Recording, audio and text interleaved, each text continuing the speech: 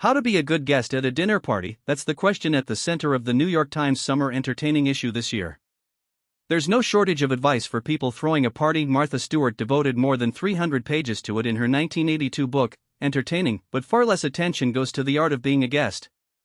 And it is an art, one that research suggests Americans are practicing less often, as socializing has been on the decline nationwide. To find out what good guests actually do, the Times asked 6 experts with roots in New York City, including a chef, a writer, and a singer, for their do's and don'ts. First, decide if you actually want to go. That means being honest about your time and energy. The writer and chef Andy Baragani, 36, says he's grown more selective with age, though a friend's dinner party is one he's likely to say yes to. The stylist Beverly Nguyen, 35, founder of the home goods store Beverly 1975, thinks about how much her presence would mean to the host and what she could actually add to the evening. And if you already suspect you won't be good company, says the writer Adish Taseer, 45, it may be best to stay home. In his words, going to a party and being a bore is a crime. Once you say yes, keep your word.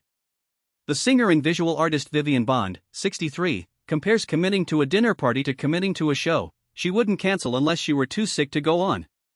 Timing matters more than people think.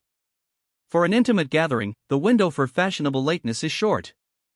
Hamilton South, a vice chairman of Standard Industries, says if the invite says 8, he's there at 8:05.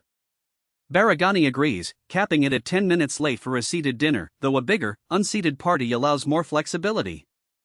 But don't arrive early either, or right on the dot. Nguyen says to give your host a moment to brush their hair. If you do end up being first, look for a way to help, says Bond, and if the host waves you off, get yourself a drink and stay charmingly out of the way.